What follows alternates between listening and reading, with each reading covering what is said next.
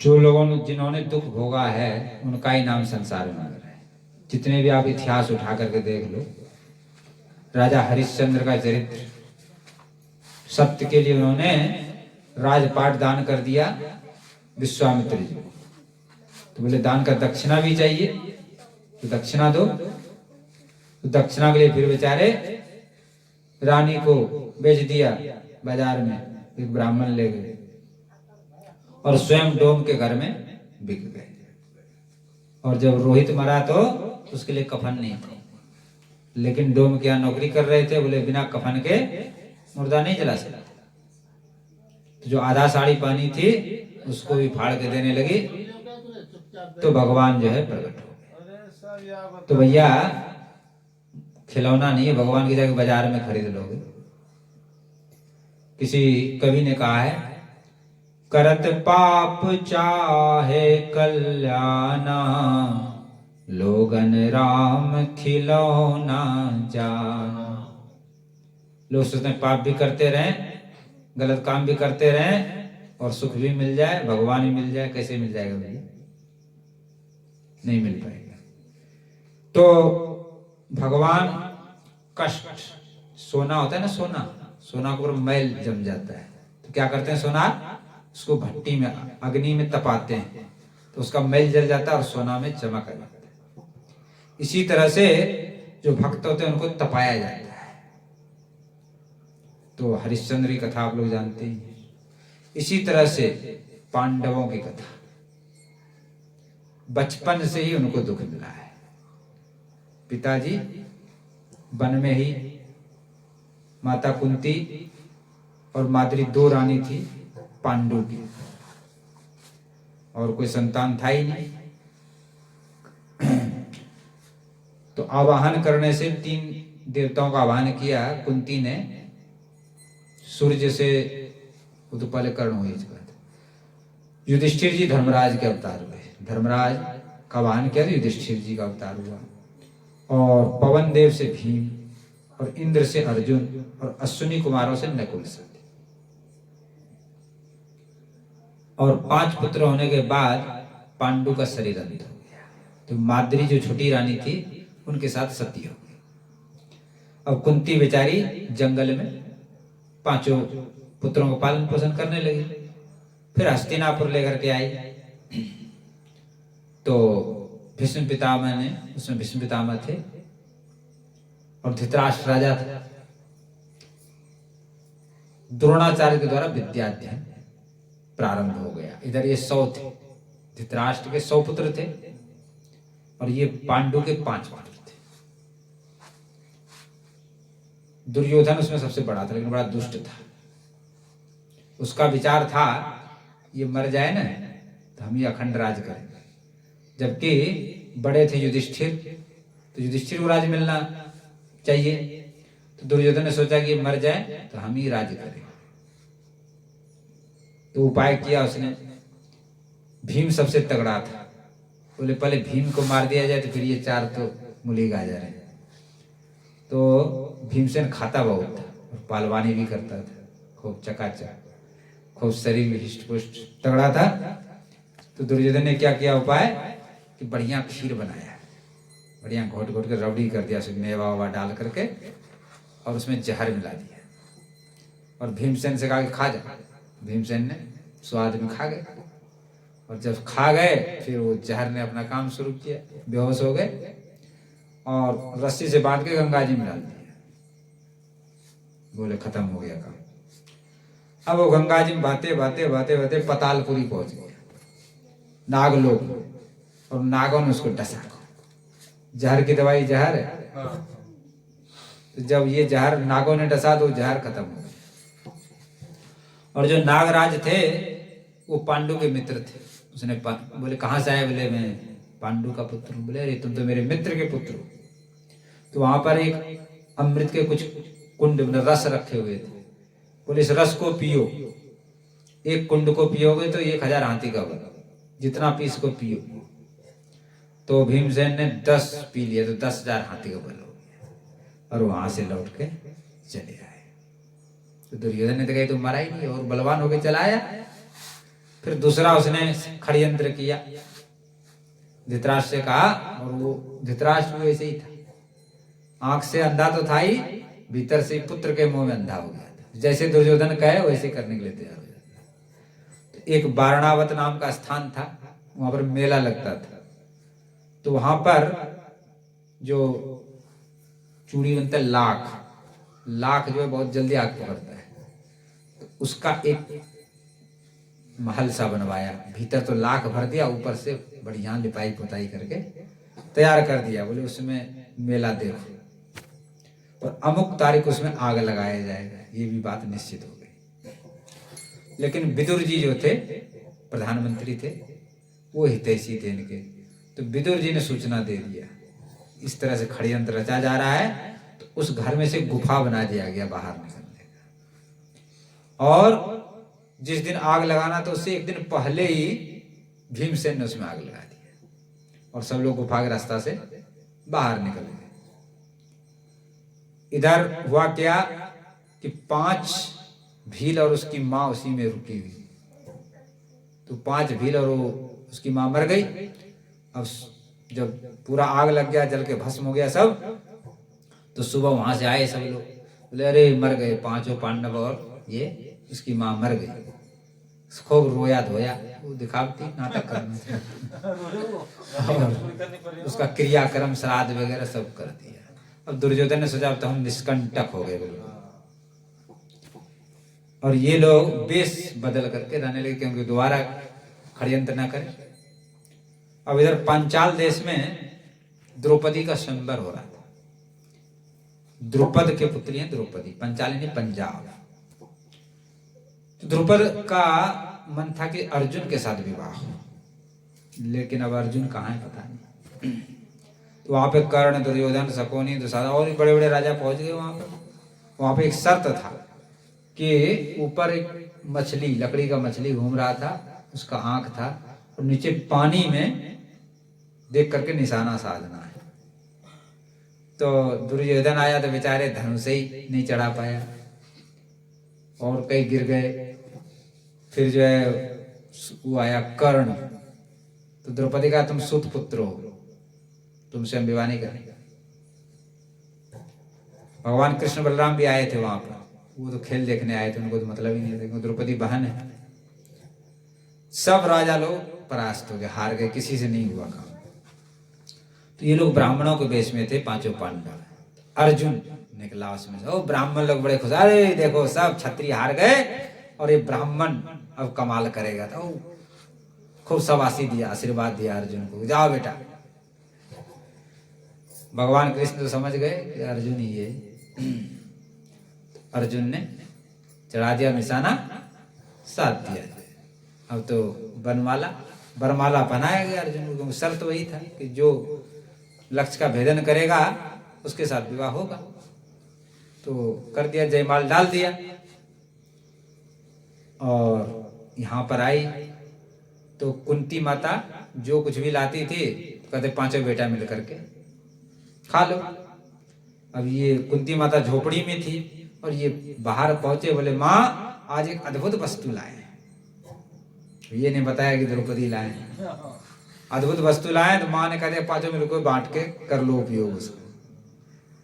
जब ये कह दिया तो ने कहा माँ ये तुमने क्या कह दिया, ये कोई बांटने की वस्तु है क्या?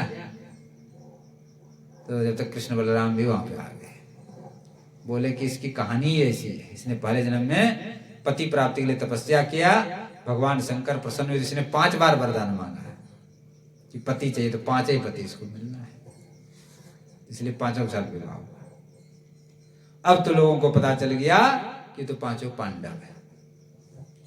तो यहाँ पर आए हस्तिनापुर, लेकिन वो टसमस नहीं हुआ। तो एक जंगल पड़ा था खांडवप्रस्थ, उसको दे दिया, बोले इसको ले लो। लेकिन भगवान की सहायता से उसको इंद्रप्रस्थ बना दिया। और एक मय दानव थे जो दानवों के विश्वकर्मा, उसने बड़ा आलिशान भवन राजधानी बना दिया, खांडवप्रस्थ को इंद्रप्रस्थ बना दिया। अब युधिष्ठिर जी ने सोचा राजसी जग करना चाहिए, तो राजसी जग किया, इसमें सब राजाओं को निमंत्रण दिया, दुर्योधन, शकुनी, कर्ण ये सब भी आए और उसमें भी कई घटनाएं हैं, बता देते हैं। तो राजसी युग में एक शिशुपाल था जो रावण का अवतार है।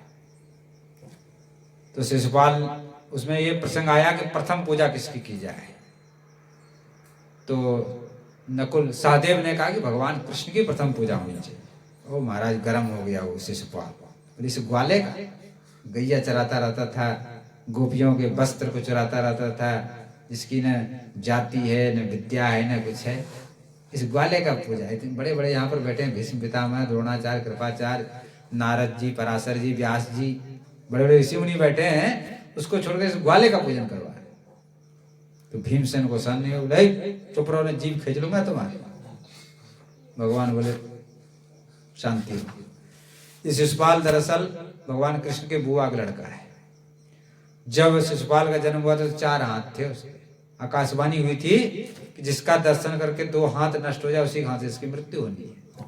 तो भगवान कृष्ण बलराम एक बार गए बुआ से मिलने, तो जैसे भगवान को देखा उसने, शिशुपाल ने, उसके 2 हाथ नष्ट हो गए। तो बुआ ने समझ लिया कि इनके हाथ से मृत्यु। तो प्रार्थना किया कि हमारे बेटे के अपराध को क्षमा करना। तो भगवान बोले 100 अपराध क्षमा करेंगे, 100 के बाद नहीं करेंगे। अब तो भरी सभा में उसने गाली देना शुरू कर दिया भगवान, अरे वाला है, ये है, वो अपने भगवान गिनते जा रहे हैं उंगलियों पे। जैसे ही 100 हुआ, 101, भगवान ने तत्काल चक्र से उसका मस्तक काट दिया और उसके शरीर से तेज निकला, भगवान में ही समा गया। वही पार्षद ही थे भगवान की जय विजय। अब जो है, तो जैसे ही तेजी से निकला चक्र, तो भगवान का थोड़ा सा उंगली में रक्त आ गया। और वहां पर तो बहुत लोग थे, लेकिन दूसरा कुछ कोई करे, कोई कहे अरे वैद्य को बुलाओ। जब तक द्रौपदी ने अपनी साड़ी फाड़ा और उसमें बांध दिया। तो भगवान ने कहा, बहन, इस ऋण को मैं समय आने पर चुकाऊंगा। तुम्हारा जो तुमने हमने वस्त्र दान किया, तुम्हारा वस्त्र कभी समाप्त नहीं। एक तो ये कहानी, दूसरी कहानी एक और है।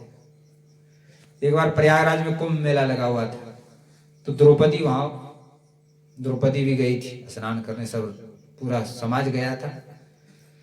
तो प्रातःकाल द्रौपदी अपनी सखियों के साथ, दासियों के साथ नहाने के लिए गई, तो दुर्वासा ऋषि स्नान कर रहे थे। तो रानी द्रौपदी ने विचार किया, ऐसा नियम है, कोई भी संत महात्मा आवे तो उनको प्रणाम करना चाहिए, नहीं करने से अपराध लगता है, दोष लगता है। तो द्रौपदी ने विचार किया कि महात्मा जी निकल आवे तो उनको प्रणाम करके तब चलेंगे। लेकिन महात्मा जी बहुत देर हो गया, निकल ही नहीं रहे थे। हुआ दरअसल क्या कि गंगा जी की तेज धारा में महात्मा जी की लंगोटी बह गया। अब कैसे निकले, निर्वस्त्र हो गए।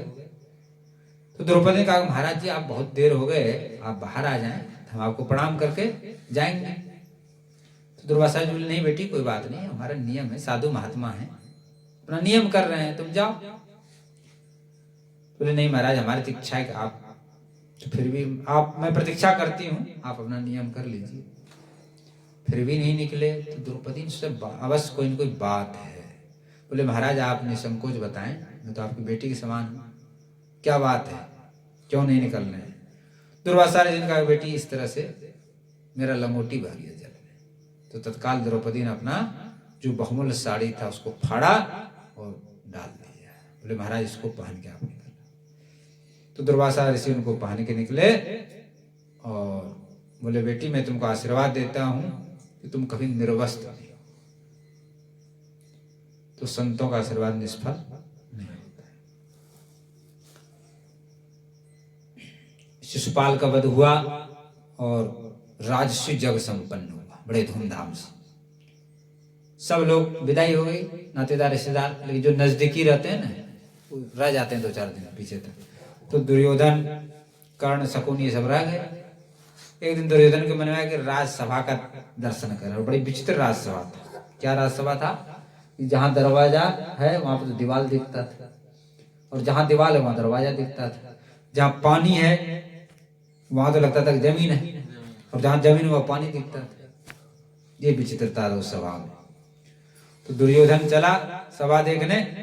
एक जगह जो है जमीन था लेकिन पानी जैसा दिख रहा था, तो धोती ऊपर कर लिया। और एक जगह जो है पानी था, उसने समझा जमीन है, बेचारे गिर गए पानी में जाके। और एक जगह जो है सोचा कि दरवाजा है, दीवार में जाकर टकरा गया। अब द्रौपदी देख रही थी ऊपर से, उसको हंसी नहीं रुक पाया और वैसे मजाक में कह दिया कि अंधा का पुत्र अंधा ही है। लेकिन दुर्योधन को बड़ा ये बात चुभ गई हृदय में। वो तो वहीं से लौट गया, बोले मैं भी देखूंगा अंधा का पुत्र अंधा कैसा होता है। ये तो लीला है, द्रौपदी का अवतार ही हुआ था महाभारत कराने के लिए। लेकिन एक शिक्षा मिलती है कि तलवार का घाव भर जाता है, लेकिन जो वाणी का घाव है, कटु वचन, ये नहीं बनता है। इसलिए वाणी को बड़ा संभाल के बोलना चाहिए, वाणी से किसी ठेस न पहुंच जाए। ये जो आपस में मतभेद हो जाता है तो वही सब क्या है, वाणी का ही तो बात बात में बात बढ़ जाती है, फिर वो दुश्मनी हो जाती है। फिर वो दुश्मनी ऐसा बन जाती है, फिर उसमें फिर वो दुश्मनी जाती ही नहीं, जीवन भर के हो जाता है। वाणी ऐसी बोली मन का पाखो, औरण को शीतल करे, आपहु शीतल हो। वाणी ऐसी बोलनी चाहिए जिससे कि दूसरों को भी अच्छा लगे और अपना भी हृदय से। वाणी से ही मित्र बन जाता है आदमी और वाणी से शत्रु बन जाता है। तो सारा खेल वाणी का है। वाणी बड़ी संभाल के बोलना चाहिए। और वाणी मनुष्य का अनमोल खजाना है, हम लोग व्यर्थ में खर्च कर देते हैं। वाणी संभाल के बोलना चाहिए, कम बोलना चाहिए, मधुर बोलना चाहिए और सत्य बोलना चाहिए, और किसी को कष्ट ना हो, दुख ना हो, ऐसी वाणी बोलनी चाहिए। ऐसा करने से आपको भी सुख मिलेगा। वाणी बहुत अनमोल खजाना है। इसको भगवान नाम जप में, भगवान की चर्चा करने में खर्च करना चाहिए। और हम लोग फिजूल में खर्च, मतलब क्या बोलते हैं पता ही नहीं रहता है, बक जाते हैं और दिन भर बकते हैं, जिसका कोई लाभ नहीं है। इसकी चर्चा, उसकी चर्चा, राजनीतिक की चर्चा, फलाना ये कर रहा है, वो कर रहा है, मतलब ऐसी फालतू बातों में समय खूब है हम लोगों के पास, लेकिन उसको व्यर्थ के बातों में, व्यर्थ के कामों में बिताते हैं। तो समझदारी इसमें है कि समय का सदुपयोग अच्छे कामों में करें, भगवान के भजन में करें, सत्कर्म में करें। थोड़ा समय है मानव जीवन का, उसका सही सदुपयोग करना चाहिए। अब तो उसने क्रोध में आकर अब वो सोचने लगा क्या उपाय किया जाए। जल रहा था वो दुर्योधन, तो उसने जुआ खेलने के लिए बुलाया पांडवों को। जबकि युधिष्ठिर जी को पता था कि जुआ अच्छा काम नहीं है, लेकिन धृतराष्ट्र की आज्ञा थी। वो धृतराष्ट्र के द्वारा कहवाया, स्वयं नहीं कहा उसने। धृतराष्ट्र को पिता के समान मानते थे, पिता का आज्ञा का पालन करना चाहिए, धर्म है। इस बात को लेकर के युधिष्ठिर जी आ गए। और यहाँ पर उसने एक और चाल खेला। शकुनी को जुआ सिद्ध था, तो बोले हमारी तरफ से शकुनी खेलेगा। अब महाराज राजपाट, महल, दास दासी, खजाना दांव पे लगाता गया और वो जीतता गया। अंत में पांचों पांडव भी हार गए अपने आप को। बोले भैया आप तो सब कुछ हार गए। बोले अभी नहीं हारे हो, अभी तुम्हारी जो रानी है ना द्रौपदी, वो बची हुई है, उसको ले। तो रानी द्रौपदी को भी लगा दिया दांव पे, वो भी हार गई। अब जो है उसने एक सेवक भेजा कि द्रौपदी से कहो कि यहाँ पर आवे राजसभा में। द्रौपदी रजस्वला थी, एक वस्त्र पहनी हुई थी। तो उसने कहा देखो इस स्थिति में मैं राजरानी हूं, सती स्त्री हूं, इस अवस्था में बड़ों के सामने राजसभा में नहीं जा सकती। तो सेवक ने आके कह दिया कि ऐसा ऐसा करें, तो दुशासन को भेजा, बोले उसको पकड़ के लाओ, ऐसे नहीं आप जबरदस्ती लाओ, खींच के केस पकड़ के लाओ। तो दुशासन ने नहीं सुना कुछ, घसीटते हुए केस पकड़ करके राजसभा में ले आए। भीमसेन को सहन नहीं हुआ, अरे दुष्ट दुशासन, जिस हाथ से तुमने द्रौपदी केस पकड़े हैं उस हाथ को मैंने नहीं तोड़ा तो मेरा नाम नहीं भीम। युधिष्ठिर जी ने शांति बोली, क्योंकि हम लोग बिक गए हैं भैया, दास हो गए, बैठ जाओ बैठ। अब खींच के ले आए। दुर्योधन ने कहा कि इसको नंगा करके मेरे जांग पे बैठा, क्योंकि मैं तो अंधा ही हूं, मेरे को तो दिखता नहीं, अंधा का पुत्र अंधा, वो बदला ले रहा है। अब द्रौपदी ने गुहार लगाई, राजा धृतराष्ट्र से कहा कि राजन ये क्या अत्याचार हो रहा है, मैं आपकी कुलवधू हूं और ये भरी सभा में आप क्या करवा रहे हैं, ये अधर्म है। लेकिन धृतराष्ट्र की बुद्धि नष्ट हो गई, उसने सिर ही नहीं उठाया, कुछ सुना ही नहीं। भीष्म पितामह, द्रोणाचार्य, कृपाचार्य ये सब बैठे हुए थे, उनसे भी कहा, लेकिन दुर्योधन के अन्न खाने से इनकी बुद्धि दूषित हो गई। ये भी कुछ नहीं बोले, ये भी सिर झुकाए बैठे रहे। फिर 5 पांडवों की ओर देखा, बोला आप लोग सुरवीर हैं, इस अधर्म को क्यों सहन कर रहे हैं? लेकिन उन्होंने भी सिर नहीं उठाया। और इधर दुशासन जबरदस्ती कर रहा है, वस्त्र को पकड़ के खींच रहा है। तो द्रौपदी ने सोचा हम भी छत्रानी हैं, अपना ही बल लगा, तो उसने दोनों हाथ से पकड़ लिया। इधर भगवान श्री कृष्ण द्वारकापुरी में रुक्मिणी जी के महल में भोजन कर रहे थे, लेकिन ग्रास मुंह में नहीं जा रहा है। तो रुक्मिणी जी ने कहा प्रभु भोजन क्यों नहीं कर रहे हैं? भगवान बोले कैसे भोजन करें, हमारे भक्त पर विपत्ति पड़ा हुआ है, संकट आ रहा है। तो रुक्मिणी कहा आप जाते क्यों नहीं, रक्षा करो उनकी जाकर के। बोले कैसे रक्षा करें? बोले क्यों? बोले द्रौपदी को अभी अपने बल का सहारा है, जब तक जीव को अपने बल का सहारा होता है तब तक भगवान नहीं आते। जब अपने बल का सहारा छोड़ दोगे, भगवान को समर्पण कर दोगे, तब भगवान आए। जब द्रौपदी ने देखा कि अब कोई भी सहारा नहीं है, और वो दुशासन को भी 10,000 हाथी का बल था, अब द्रौपदी कहां तक चले। अंत में उसने फिर भगवान का ही बोला, भगवान ही सहारा करेंगे। दोनों हाथ ऊपर उठा दिया, गोविंद द्वारकावासी, हे प्रभु, हे गोविंद, हे द्वारकावासी मेरी रक्षा। इस तरह से द्रौपदी उस भरी सभा में पुकार कर रही है, हे मेरे सुंदर श्याम आना होगा, आकर लाज बचाना होगा। हे मेरे सुंदर श्याम आना होगा, आकर लाज बचाना होगा। आना होगा, आना होगा, आना होगा, आकर लाज बचाना होगा। हे मेरे सुंदर श्याम आना होगा, आकर लाज बचाना हो। भगवान प्रकट हो गए और वस्त्र का अवतार धारण किया।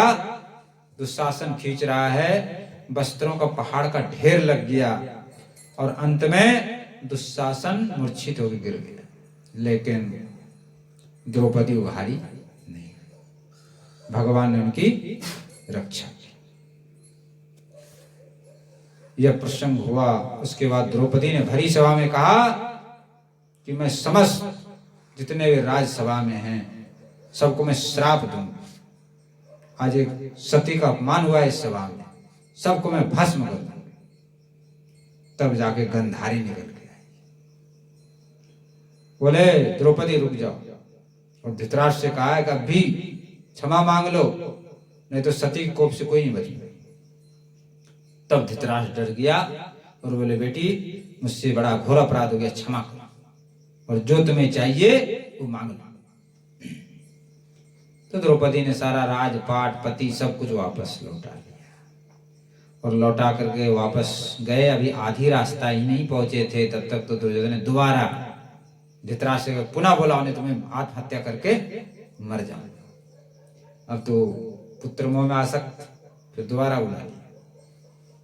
और युधिष्ठिर जी को पता था सब, लेकिन फिर भी धर्मात्मा है युधिष्ठिर जी, पिता की आज्ञा है, दोबारा। और इस बार ये शर्त रखा गया कि जो हारेगा उसको 12 वर्ष वनवास और 1 वर्ष अज्ञातवास, छिप के रहने। तो हार गए क्योंकि शकुनी सिद्ध पासा था उसको। हार गए तो 12 वर्ष वनवास और 1 वर्ष अज्ञातवास। लेकिन दुर्योधन ने वहां भी पिंड नहीं छोड़ा। एक बार दुर्वासा ऋषि आए दुर्योधन के पास, 4 महीना खूब सेवा किया, 24 घंटा खड़े रहते और जो चाहिए वस्तु हर समय तैयार होता था। खीर चाहिए तो खीर, मलाई चाहिए तो मलाई, 24 घंटा। क्योंकि पता था दुर्वासा ऋषि हैं, क्रोधित होकर श्राप दिया तो मामला खराब। तो स्वयं दुर्योधन खड़ा रहता था सेवा में, नौकर चाकर अलग। 4 महीने के बाद दुर्वासा ऋषि खुश हो गए, बोले बड़ी सेवा, कोई वरदान मांगो। तो दुर्योधन ने कहा एक काम करो, आप वहां पर जाओ वन में, और जब द्रौपदी भोजन कर ले तब जाना और भोजन मांगना। दरअसल वन में उन्होंने सूर्य भगवान से प्रार्थना करी, उनको बटलोई पतीली बर्तन मिला था, उसका ये प्रभाव था, उसमें से कैसा भी भोजन चाहिए वैसा मिलता था। खीर चाहिए तो खीर, जो भी चाहिए, और लाखों आदमी भोजन करे, लेकिन द्रौपदी कर ले फिर नहीं मिलेगा कुछ। तो बोले जब द्रौपदी भोजन कर ले तब आप वहां पर पहुंचो, और अकेले नहीं, ये 10,000 शिष्य और इनके साथ।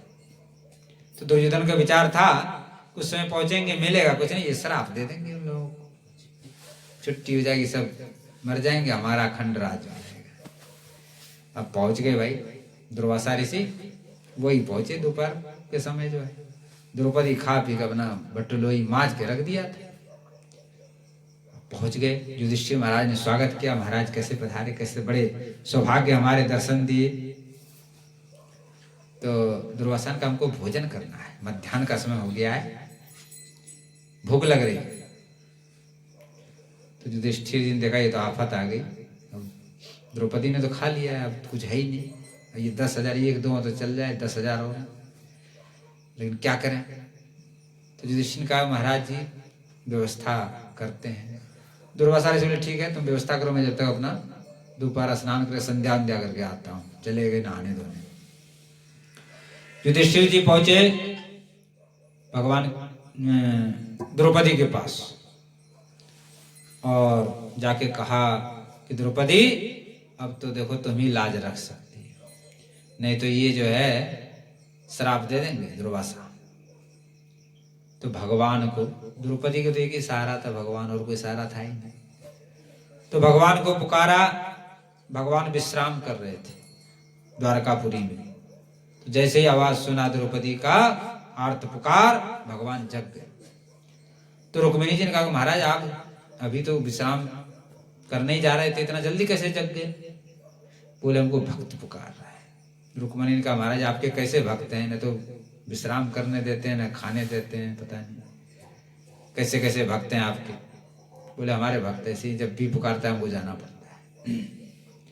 तो भगवान वहां पर प्रकट हो गए और बोले द्रौपदी बड़ी भूख लगी हुई है। द्रौपदी बोले महाराज तो हम ऐसे ही परेशान और आप भी भूखे चले आए। बोले हाँ बहुत भूख लग रहा, कुछ लाओ खाने के लिए। बोले महाराज क्या लाए, कुछ है ही नहीं। बोले बटलोई लाओ, कुछ होगा उसमें। बोले महाराज उसको मांझ धोके रख दिया, उसमें कुछ भी नहीं है। बोले लाओ तो सही। तो लाया तो कहीं कहीं बताते एक भात था, कहीं कहीं बताते एक पत्ता था उसमें, तो भगवान ने वो पत्ता ले लिया और उसको खा ले, बोले इससे सारा संसार तृप्त हो जाए। अब तो महाराज उधर दुर्वासा ऋषि और जितने शिष्य सबका गले तक भर गया, सब डकार आने लगा खट्टी खट्टी। और इधर भगवान कृष्ण ने भीमसेन को भेज दिया, लाओ बुलाओ सब। अब गए जो है तो भीमसेन बोले दुर्वासा महाराज, मुनि महाराज चलिए भोजन करने के लिए। बोले कि वो श्री कृष्ण आ गए क्या? बोले हाँ वो तो आ गए हैं। बोले कि भैया अब तो हमारा पेट भरा हुआ है, मैं जाने दो। क्योंकि उनको पहले पता था वो अम्बरीश राजा का अपमान किया तो चक्र बेचारे के पीछे पड़ गए थे। बोले यहाँ भी ऐसी कोई घटना ना हो जाए, जल्दी यहाँ से भागो। तो दुर्वासा ऋषि जल्दी बोले भैया अब तो भूख है ही ना है, हम तो दूसरे जगह जा रहे हैं। और दुर्वासा ऋषि सहित जल्दी जल्दी वहां से भागो। अब इधर